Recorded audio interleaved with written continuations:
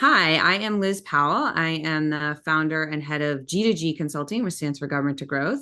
And I'm also the founder of Women's Health Advocates and co founder of Breast Cancer Early Detection Coalition.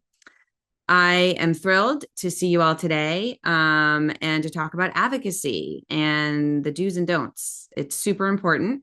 And in fact, today I'm wearing purple because we were just at an amazing Capitol Hill day yesterday, educating on epilepsy and sudden unexpected death in epilepsy and advocating for the Epilepsy National Plan Act. And purple is the color for epilepsy, which is actually the fourth most common neurological disorder. Many don't realize that. Next week, I'll be wearing pink for our Breast Cancer Early Detection Coalition Capitol Hill Day. Really excited to see. I know some of you are coming. And we also will be showing our brand new shirt that's all about our Breast Cancer Early Detection Coalition. These advocacy efforts are just so energizing and they really enforce the power of our voices, our collective voices, and continued education. It does so much to make a difference. And so I just really am excited to hear from our experts and to have all of you be part of our advocacy efforts. There are do's and don'ts, though, in this field, and it's important that we follow those. So today you're going to hear from the experts. We will start with the basics, led by Chris Cooper, who is the Director of Government Affairs for G2G and really a congressional expert extraordinaire. He was Chief of Staff, Chief Counsel for Appropriations on Capitol Hill for a couple different members, worked over a decade in both the personal offices and in Appropriations Committee, which is the most powerful committee in Congress. They control the money. In fact, I used to lobby him, and he was one of my favorite staffers to work with. He's honest, he's clear, he's brilliant. He's so communicative, really responsive, reliable, collaborative, and just always looking to do what was best for his boss, for the country, really, and of course the district, and just a joy to work with, and just a brilliant strategist. So he's going to kick us off today, and then we're going to have a fireside chat between Jamie Zalway-Belcedo and Linda Goler-Blount. So I will save their introductions for when we do the fireside chat. But for now, I'd love to turn it over to my awesome colleague, Chris Cooper.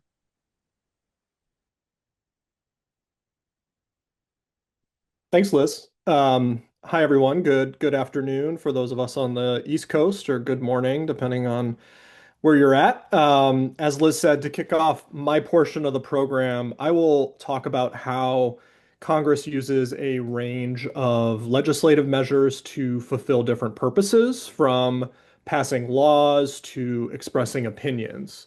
Over the next few minutes, I'll walk you through a few key forms that these measures can take and what they're typically used for. So, first are resolutions, which can take different forms, but probably the most familiar form of resolutions concern the internal affairs of one chamber, either the House of Representatives or Senate. They're not used to make law, and accordingly, they don't require the approval of the other House of Congress or the president's signature.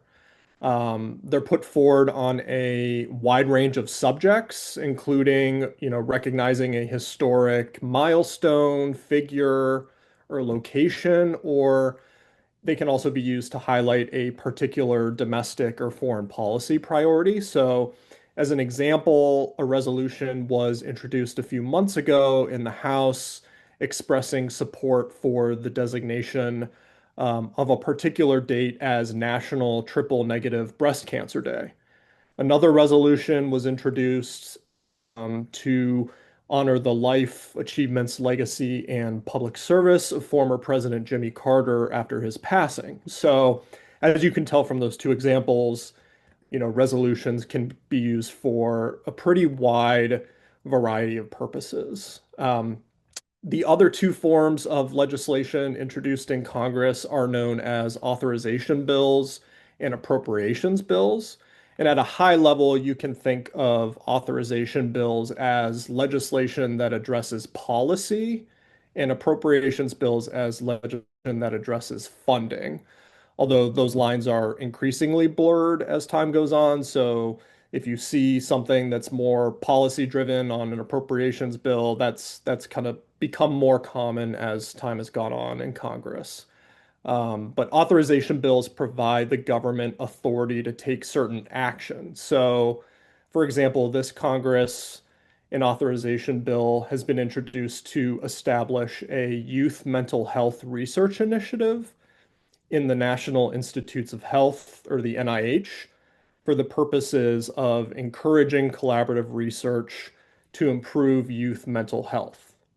So again, for a particular purpose, to create and establish this um, youth mental health research initiative, authorization bills usually authorize that specific action for a certain time frame and can also provide a cap on the amount of federal funding that can be provided. So in this case, the bill I just described, it authorizes $100 million for that purpose for a set number of fiscal years. So for 5 years, um, Congress would authorize $100 million as the cap that could go toward the purpose of establishing and operating a youth mental health research initiative. So that's just one example of an authorization bill that we tend to see in Congress. The next step, should that bill pass Congress and be signed into law, the next step would be to provide funding to the NIH to carry out the purposes of the bill. So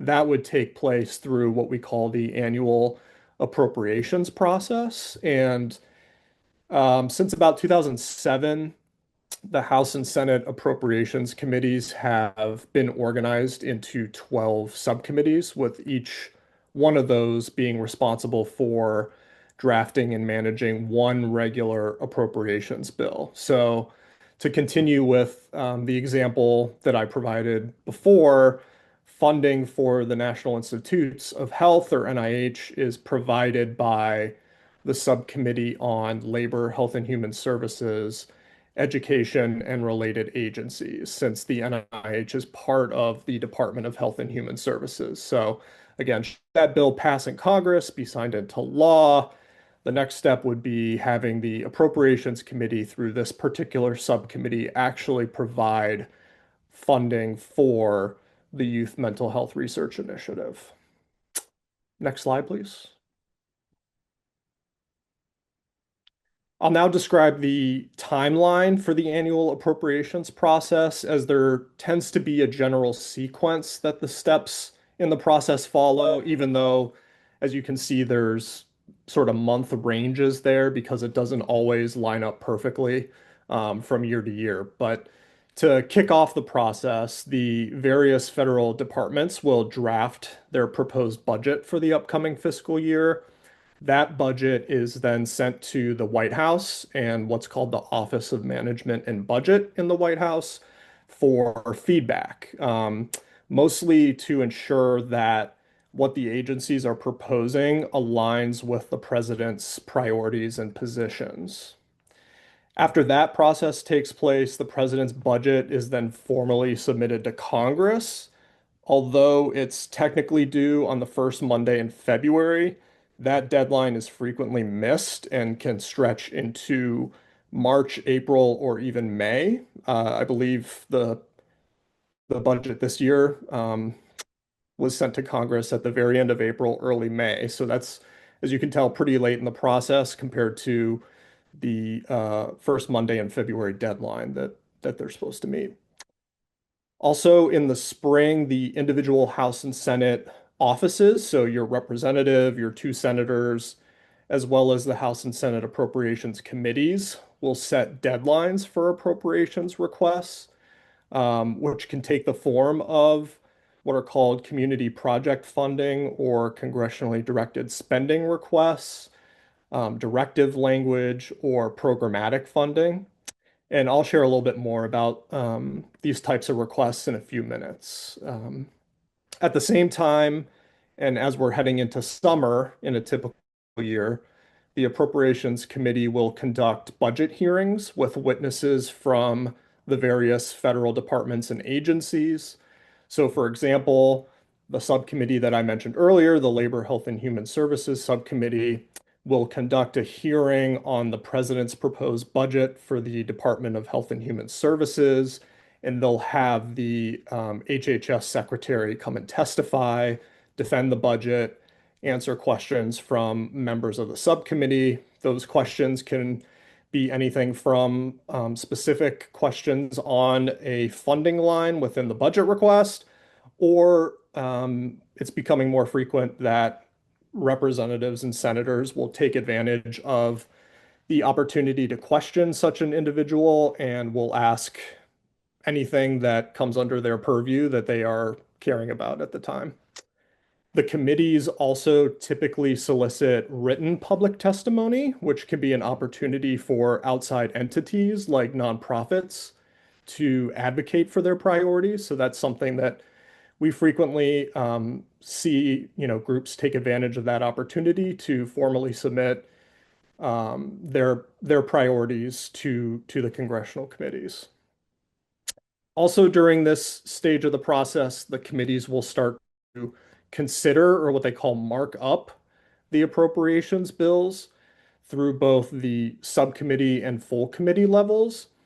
And again, for nonprofits or other advocacy entities, there's an opportunity to work with some of those committee offices on amendment language to alter the draft bill during the full committee markup. So just to put an example, if you were supporting $100 million for a particular program, the draft appropriations bill only provided $80 million, you could approach certain congressional offices on that committee and try to work with them to offer an amendment to increase the funding level for the program that you care about. So that is a good opportunity for folks to weigh in more formally during the process. Congress then recesses or heads back to their states or districts they represent for the month of August. So typically no real legislative activity happens that month. And then assuming Congress hasn't agreed to a final version of the various spending bills, either individually or combined, there is a need to pass what is called a continuing resolution or a CR before the end of the fiscal year on September 30th to avoid a government shutdown.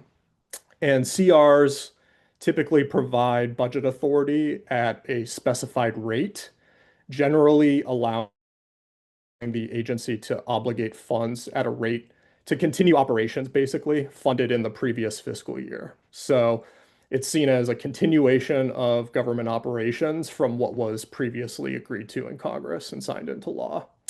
And the expectation is that for this year, Congress is probably going to need to pass a CR later this year as progress has been slow on those fiscal year 2026 funding bills. A variety of reasons, one of which I mentioned earlier, the president didn't submit his budget request until pretty late in the process. And then finally, congressional leaders often will then negotiate and pass a massive spending measure, combining the various individual appropriations bills into one or two packages toward the end of the year. If you've ever heard the term omnibus, that's what they're referring to when they combine all of these individual spending bills into one package, or sometimes they'll call them mini buses if they're packaging, 4 or 5 of the bills together, but not all of them. Um, they tend to do that before the holidays and the new calendar year hits. And that end of the year timeframe is also where we frequently see other must-pass legislation, like the National Defense Authorization Act move, either separately or attached to the spending package. Next slide. So now that we've, at a high level, walked through the different forms, legislation can take and the general timeline of the appropriations process, I'll shift gears and explore a few effective ways to advocate for the issues you care about. So through the appropriations process, you can request additional funding for a particular agency or program. And that advocacy can take many different forms. You can send a letter to the president and the head of a particular department, maybe the Secretary of Health and Human Services during the budget formation stage to try to influence the budget that the president ends up sending over to Congress, kicking off that appropriations process that I just described. You can meet virtually or in person with key congressional offices. Sometimes those are referred to as Hill days, where you'll spend, half a day, a full day, meeting with, some target congressional offices that you think, will be supportive or that you hope to build support for a particular issue or position that you're advocating for. Usually in that thought process, you'll place a higher priority on meetings with your representatives who are probably more likely inclined to act on your behalf. Those folks that sit on the committees of jurisdiction. So if you're talking about a funding issue, you'd prioritize members of the Appropriations Committee that I just talked about. And then, there's members that and senators who may have a stated interest in a particular subject. They may belong, Liz talked about epilepsy advocacy to open the program. There's an epilepsy caucus. So, there's different caucuses that members and senators belong to. So if they're on a caucus, you can assume that they have a particular interest in that particular subject area. And then members are, and senators are people. They have personal connections to different diseases, or they have different backgrounds. Some of them came as farmers, some of them came as lawyers. So just doing that research and figuring out what their backgrounds are can be helpful in determining who um, you would really want to talk to have the biggest impact. You can also submit formal requests through congressional offices for funding. So, as a former staffer in a congressional office, I can tell you what it was like on the back end, where we would receive these requests that individuals or nonprofits or others would send in, hundreds, sometimes thousands of requests, depending on the office, come in every year, and the staff will prioritize those, reviewing them, prioritizing them, and then usually they'll then speak with the member of Congress or senator to, make sure they don't have a different opinion on that planned prioritization list. Maybe they want to add a couple requests that the staffer didn't have on the list. Maybe they want to change the order of the prioritization list. And then the congressional offices will formally request those to the appropriations committees. So that's another, opportunity for nonprofits or other entities to impact the congressional appropriations process. Nonprofit organizations and state, local, and tribal governments are also eligible for direct funding through specific federal accounts. This is done via congressional project funding or CPFs and congressionally directed spending or CDS requests. You may have heard of it in the past. It was previously known as earmarking. Um, these projects are different in as far as they are directed to a particular entity. They aren't sort of a more general pot of funding that's sent over to an agency that you then compete for the funding. But with that, the projects have to meet certain transparency and accountability standards. You have to show evidence of community support. So things like letters of support from community leaders or local news articles are great examples of that, demonstrated community support. And then, the process is obviously very competitive. So I would say great thought goes into these types of projects. So if you're thinking about pursuing this type of funding, you should anticipate, spending a significant amount of time, I would say months at least, crafting a competitive proposal that you'd submit to a member of Congress. You can also, advocate for updates to an existing grant program or a creation of a new grant program. again, you would, advocate with your target members of Congress to, um, you know, show personal connections are a great way to communicate why an update to an existing grant program is needed or that we need a new grant program. Um, you can, write letters of support for taking certain action in this space to your representatives. And then again, I would offer that meeting either in person or virtually and building that relationship is really probably the most effective means of getting some action on your priorities. So keeping that in mind as well.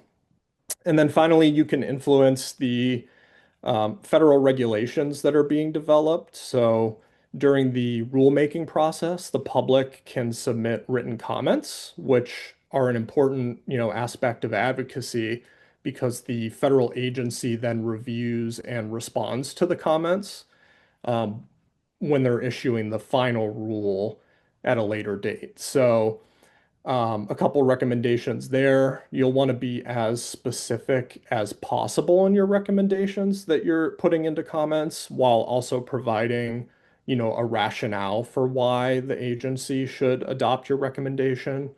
Um, the more, well thought out and specific the comments, the more likely the agency will have a good, response and potentially take you up on some of those proposed alterations as they're going through the rulemaking process. So, with that, I will turn it back over to Liz and look forward to the question and answer. Great. Thank you so much, Chris. That's super helpful.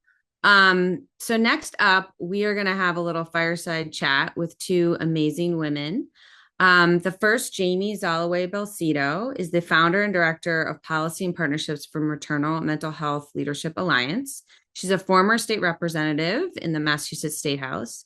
She's on the board for March of Dimes, served as commissioner of the Ellen Story Special Commission on Postpartum Depression, was a professor at Salem State College, and worked for large businesses such as Philips and Raytheon, and even interned on Capitol Hill many years ago with the famous Congressman Joe Moakley. She's passionate, charismatic, determined, and generates laughter through tears wherever she goes. Linda Goler-Blount is our second speaker for our little fireside chat. She is an epidemiologist, first and foremost. She is the current president and CEO of Community Catalyst. She's the former president and CEO of Black Women's Health Imperative. She has served in senior roles in many national organizations, spanning from American Cancer Society to the United Way to CDC, or Centers for Disease Control, to Coca-Cola, so also in the business sector. She's brilliant, persistent, unstoppable, and everything she does is backed by evidence. She always has the data to match what she is asking for from policymakers, which makes her very impactful. Both Jamie and Linda lead with their heads and their hearts, and they know how to get stuff done. They are the advocates of all advocates. So honored to have both Jamie and Linda join us. Would love to have both of you come on and take down the slides, please. And would love to kick things off. I'll let you two chat, but want to kick things off with the why. Why are you in advocacy? How did you get into advocacy? I think that's a really good starting point. And then would love to have you two just take it away from there and share your insights and expertise. So with that, I'll start with Jamie. Liz, thank you so much for this opportunity. It is very personal advocacy, and Chris's opening was incredibly informative as well. And it's the process and the personal combined together for positive outcomes. I got involved in advocacy because my own lived experience put me in a situation that I could only say to myself, if this is happening to me, I cannot be the only one. And my lived experience was trying to navigate support systems for maternal mental health complications that I had with both of my daughters. And as I joke around, I said, if I am If I speak Bostonian and I'm in the Boston area and we have the best health insurance out there and best doctors, and I still can't find any support, then what does that mean for everyone else?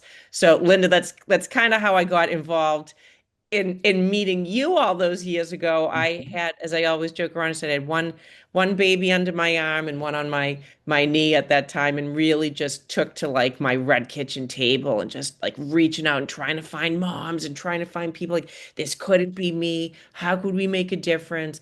And it was just like Moms Descend on Capitol Hill, and I found this amazing leader with you, Linda Goler-Blount, at the time head of the Black Women's Health Imperative, and you guys were stepping into a whole other area that has been vastly underrepresented. That's Black women's health, and here we are all these years later. Tell me about how you got into that space, as that wasn't necessarily your bailiwick either. No, it wasn't. And let me add my thanks to Liz, because Liz is unstoppable, as we know. And so That's thank true. you for bringing us all together. And Jamie, you know, you have been an inspiration. It's the passion, it's the dedication, it's the unwavering commitment. Like you would not be deterred. You were going to do this work, and all anybody had to do is have one conversation with you. And 5 minutes in, they're like, "What do you need me to do?" Yes, the answer is yes, whatever it is. And I think for both of us, this kind of starts with a personal experience. I left the country. I moved to what was considered a developing country a long, long time ago. And it was primarily Black and South Asian. This was Trinidad and Tobago, so back then. And what I saw was that while there was considerable poverty, the health status of the population there was much better than the health status of the population in the US. And we put our children in the Trinidadian school, and they ended up getting essentially a better education than if we had put them in sort of the American school where we were going to put them. When we came back, they were 2 years ahead of the kids their same age. And what got me thinking is like, okay, it's obviously not money, because their school was not well resourced. I was around people who were not well resourced, and yet they were much healthier. And I came back to kind of an environment where I said the only issue here is political will. It's not money. It's just people not doing the thing. And so, what got me into it is as I said, I did have a short stint at Coke, but what I realized at Coke says, we've got a product, we're going to sell it. We're going to make people think this is the best thing in the world. You'll be the most wonderful person in the world if you drink our product. Well, I said, we public health people have a product to sell also. It's called health. So we need to figure out how to get lawmakers and legislators and everyday people to want to lean into health and say, yeah, that's cool too, to be healthy.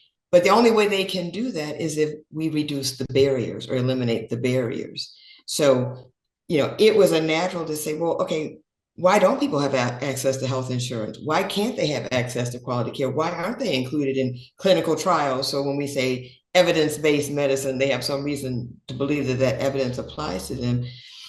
So, I hope, like you, I'm also bringing that passion and that dedication to this work. You are an inspiration, and you went all the way. I mean, you could have been an advocate. You ran for office. That's right. That's so right. You did what some of us think, oh, that'd be lovely to do, but we don't have the intestinal fortitude to do that. But I want to know, because elected officers are our people, but what is it like? Why did you take that step to run? And as you talk to advocates all the time, what is it that you wish they had brought to you in those conversations to really get you to do the kinds of things that they wanted you to do? I love the question here, Linda, and I just want to say right back at you. I mean, whether it's our education system, I loved what you said, political will. When we take a look at a very big women's health issue, that has been very tough to follow the line, has been maternal mortality, and it had been an issue since the 80s. and just forever. And we finally saw that political will in a bipartisan manner addressed in 2017, 2018, but it had been 20 years leading up on that. So from an advocate standpoint, and I learned this on the go.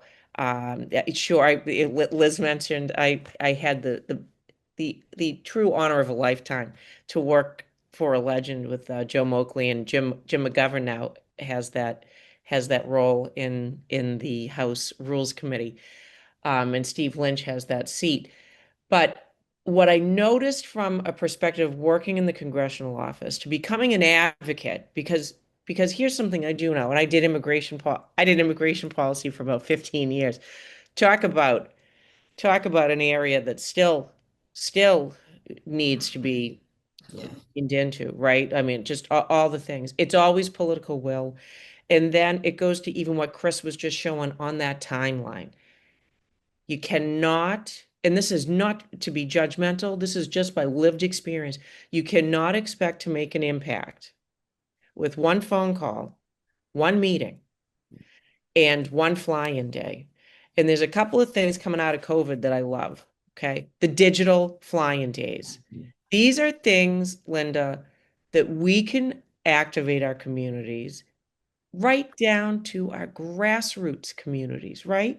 I mean, here you are. If you aren't in DC, you are precluded. No, we are the people. This is a government for the people, by the people. It has truly become that on the Hill by being able to voice what's going on in your neck of the woods with your representative. And I would also like to step into the space that Chris spoke earlier. People going back home for recess. Guess what? They're in your district. It does not matter that you aren't on Capitol Hill. Make those meetings. Pick up the phone. And I'll also a couple of things, little cheat sheets, because I'm gonna go back to you with your thoughts. This is always about the issues. We know there are two major political parties that are running the show, whatever way that pendulum swings. But the people doing the work truly are there for their constituents, and we need to be professional. We need to be respectful. We need to focus on the issues. We need to utilize our lived experience and talk about how does that impact, as a legislator, I want to know, how does that impact my community? How does that impact my constituents?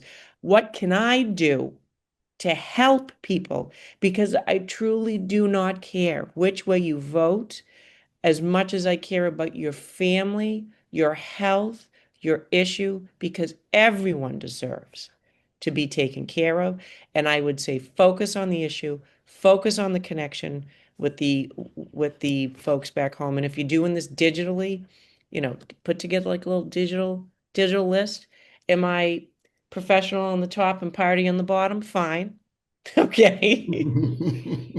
Make sure your lighting is good. Make sure you're on time for your meetings. Keep it professional. Don't bring the personal stuff into it. Sometimes meaning like maybe you're on the other side of the fence. Keep your story short, and that's hard. Yeah. But do the who, what, where, when, how, and what do you need? And really think about how we can work on long-term solutions, because these issues take time, don't they? Yes, they do. Go back to what you were talking about, the political will, or maybe even some of the issues you worked at it with Black women's health imperative, or where you are right now, community catalyst. Yeah, it's just that what you said is so important. You got to play the long game. You have to. I'm thinking about we talk about advocacy. When you go in to have the conversation, know what you're talking about. I love what you said. Keep it short. Know the issue and be able to say it in that much time. Mm-hmm. And also, Jamie, hopefully you agree with me. If you schedule a meeting and the member isn't there, and it's the staff, that's fine. That's right. That's you really want to talk to the staff, because they're going to take the message back to their member, to their boss. So make sure that you're real clear. Introduce yourself, to your point, be professional. but make sure that that staff member has the information he or she needs to take on. Make the ask specific. If you're there for a specific reason, be clear and unequivocal about what it is. Make sure everybody leaves understanding what it is. The thing that I would also say, given just kind of the space that we're in now, is advocacy does not have to be adversarial. Don't argue. Don't get defensive. That person may have a different perspective, but you said something really important. I think the vast majority of people who run for office, Jamie, want to improve things. That's why they're running for office. I'm not a politician. I don't know kind of what happens once you get into it, but I think that's where people start. So make it relatable. Tell your personal story. Do your homework. Know what that person is interested in. Look at social media. I mean, it's all out there. Everybody's got their digital presence. Understand what it is. Look at what they're posting about, and make sure that you're in alignment. And if all you want to do is just inform because there isn't alignment, that's fine too. Just state the facts, use data. And I would say, by all means, it is about relationship building. Keep the relationship going. Don't forget the staff. Send the thank you. Keep them up to date with information. If you learn something new about your issue, send it to the staff. Just wanted to let you know this thing happened. This thing happened. But to your point, be very professional. And I would just sort of think about, in with what we did at both the Black Women's Health Incubator, but also Community Catalyst, is understand who your partners are. Understand there are other people and organizations who have the same issues that you have. So bring them into the conversation as well. Because it takes, like you said, more than one phone call, more than one email from one person. It takes a whole lot of folks. I would say, because I would love to hear, since you've seen this from both sides, if you had to sort of create the ideal advocacy approach, or something that you've seen that's been really impactful, what would your guidance be to have the most impact? Or maybe, share a story where you saw what worked really well and maybe you saw something that didn't work so well. And we've both seen this. Anyone going through advocacy has seen this. Or you start with an idea and you go, it's got to be this. It has to be perfect. It has to be all of these things. Mm-hmm. And I'm very bad at these colloquial sayings, but it's like something about you just try to get the best outcome instead of the perfect outcome, right? And it's having some flexibility. Don't let the perfect be the enemy of the good. Thank you. Thank you. That's the one. That's it right there. Because truly, we can do things together within our communities of advocacy, whether it is on women's health, to education, to equity, et cetera, equitable issues on all things, education, food, housing, hospitals, rural care. We're seeing a big impact in the women's health space about hospital closures and giving birth in my neck of the woods, and really be able to take a look at what solutions are available. How do we work in a way that we can build coalitions? And I think coalitions are so important, whether it is, for instance, March of Dimes. I've worked with March of Dimes for so long. The state level chapters are working very hard at the state and local level on issues that are affecting the population that they represent. And then they filter up to the top. Well, find those partnerships. Who's March of Dimes working with on the ground floor? Who are they working with at the national level? Is there a thread of a common theme here that makes sense that all of us should be in the same room together and get a message that I always say, I always refer back to Hamilton, that's being talked about in the room where it happens, right? Maybe, Linda, you're in a meeting and you're talking about your issue, but it's co-centric, crosses over to our issue. And so now you're talking about that. Next thing you know, I'm at a meeting or dinner or fundraiser, and I'm talking to that same person. I'm talking about all of a sudden we get a crossover. I'm talking about that same issue. How do we amplify our issues and utilize grassroots, grass tops, and coalitions to keep the drumbeat on the issues and continue both as a legislator or as an advocate.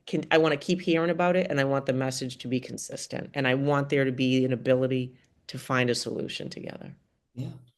Jamie, that's, one of the things, one of the many things that I admire so much about you is that when you're talking to someone, whether it's an elected official, and a sister advocate, a community partner, you start with the solutions. You're not catastrophizing. You're not saying, "Oh, woe is me." It's like, no, we have power, and I'd love for you to talk about that, because sometimes advocates don't feel like they have any power. They don't feel like they actually can make a difference.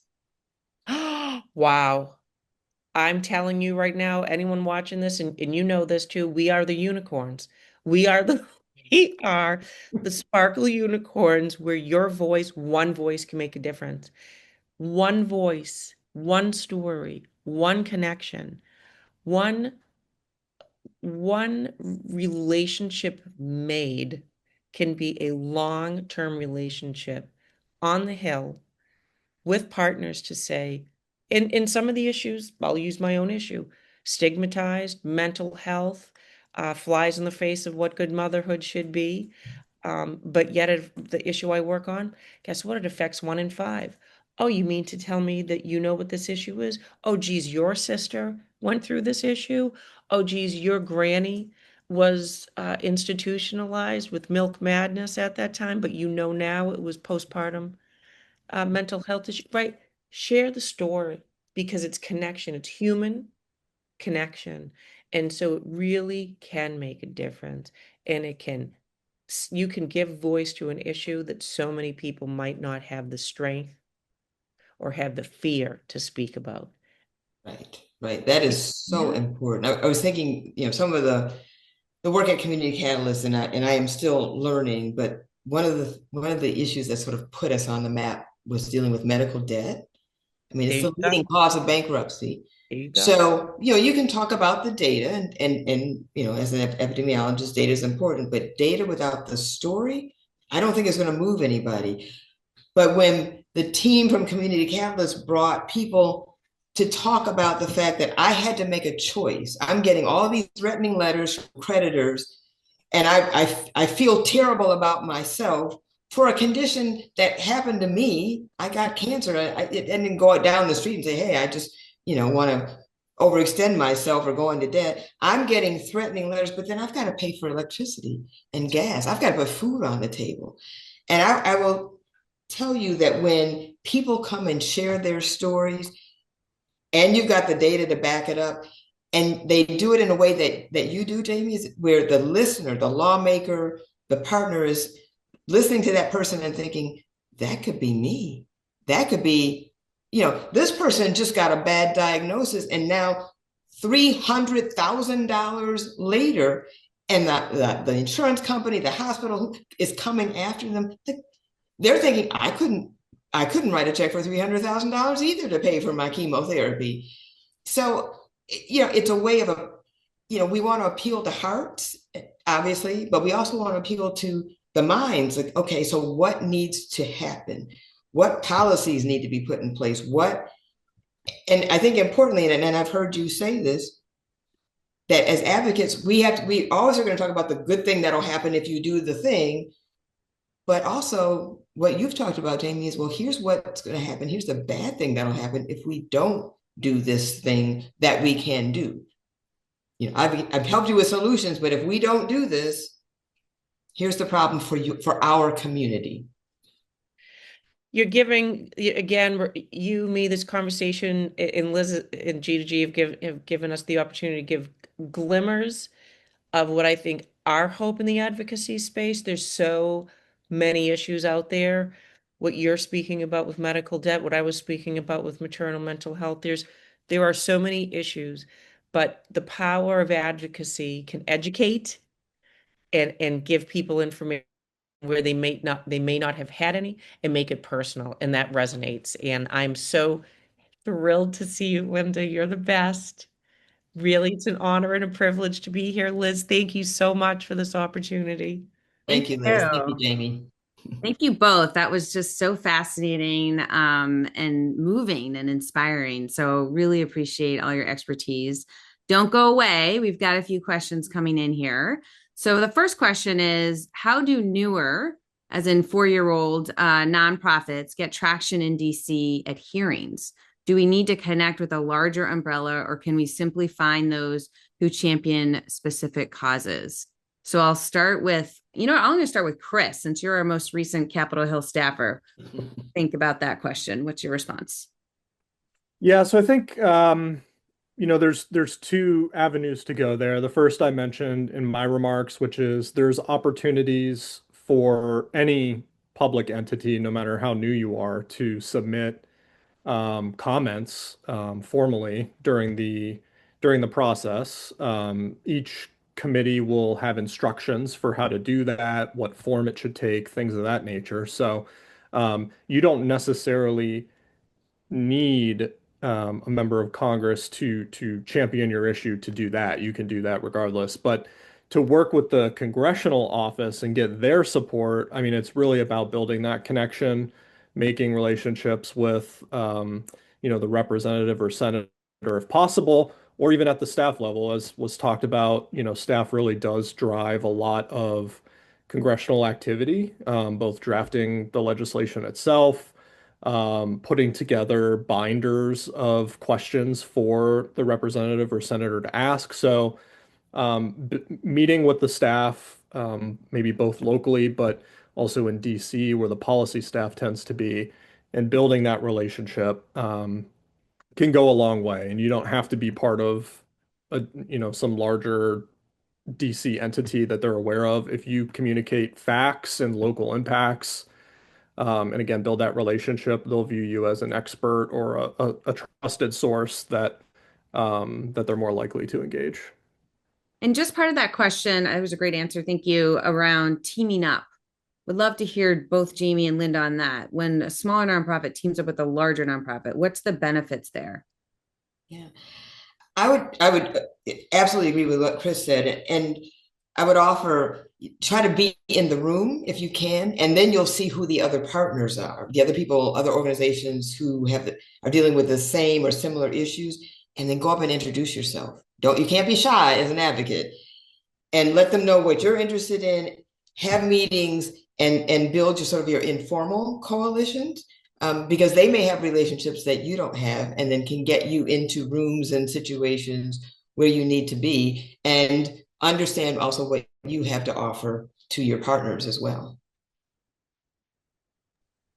I yeah, there's so I don't know why we didn't make this for 2 hours, Liz. Um, and I was here's what I have to say, like MMHLA, my organization's only 5 years old or going on 6 years old.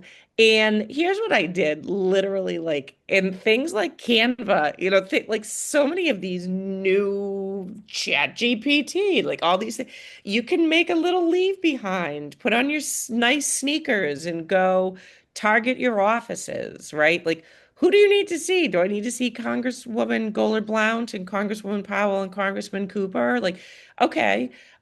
Here's a leave behind. Here's a card, Vista print it. I don't know if you want to make your own homemade cards with like nice edges and bows on them, like whatever it is your thing is, but you can kind of like cobble it together and go and figure out who are your champions. Going back to what Chris said, there's so many caucuses and you can do this research. You can find out, is Congresswoman Belcito on the epilepsy she caucus? She is. And so are the four other folks that are here. Yeah. So you can target it very much so. I also, may I answer a question in the chat? Sure, go for it. So it goes back to that. So don't be discouraged. You are little, but you are mighty. So go for it. But also find your people too, right? Like, because there could be some other orgs out there and you make your introduction and maybe they've been waiting to meet you and they just didn't know it. Um, do you pick issues that are easy to pass? Really? Are there any issues that are easy to pass? The answer is going to be like never. And Liz knows this. Like when we first started maternal mental health, I was told like this is kind of an obscure issue. People like it, but it's not going to go anywhere. And I was like, buddy, the Red Sox weren't going to beat the Yankees, and they finally did. And so just you don't know what you don't know, but pick your issue and stick with it, because if it's going to change constituents' lives, it's going to change constituents' lives. And what's the average, Liz or Chris, for a bill on the Hill? How long does it take to get something passed, usually? Uh, a long time. Years. Yeah, Long years. time. Yeah. Years. You're in it for the long haul. Yeah. Stay hydrated and don't be discouraged. Yeah.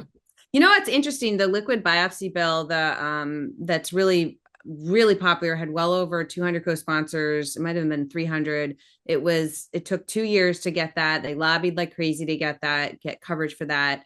And then it was slipped into the final omnibus, but then Elon Musk reacted and said, oh, there's so much stuff added into this bill. So it got pulled out. So they had to start out all over again, this new Congress, 119th Congress. So you can do all that work, get all the support, bipartisan, actually get it in the bill, and then still have it pulled out. So not to give a negative example, but it can take a long time. It's definitely something you're in for the long haul. But anyway, we have a few more questions here. One question was about like, should you stick to like issues that are popular now and like in social media? Does that make it any easier? What do you think about that? Go ahead, Linda. My feeling is I'm going to stick to the issues that are important to me and the people that I represent. I'm not going to allow myself to be distracted by what might sort of be in, because again, we're back to this issue of, you're in the long game. And so social media issues come and go depending on who's behind the issues. But the real issues for why women don't have access to quality health care, why evidence doesn't apply to them, that's consistent, and that's been the case for 40 years. We've been talking about this, and we haven't yet solved this.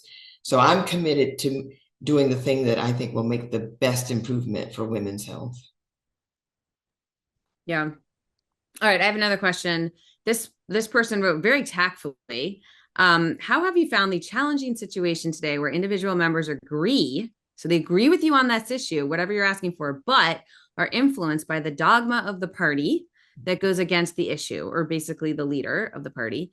Any experience on tactics that help the congressperson have the courage to vote what they actually believe in as opposed to what they're being told? This is a tough one, especially right now. So Jamie, as our former state rep, what do you think about that? How do you respond?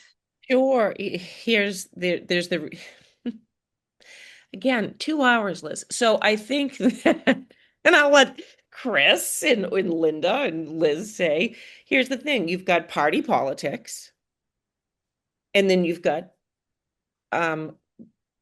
policy integrity, right? What'd you say, Linda? Because I do have a lot of it. Intestinal fortitude, or doing the right thing. Because you're voted there to take care of your people. You're not voted in there to take care of the speaker.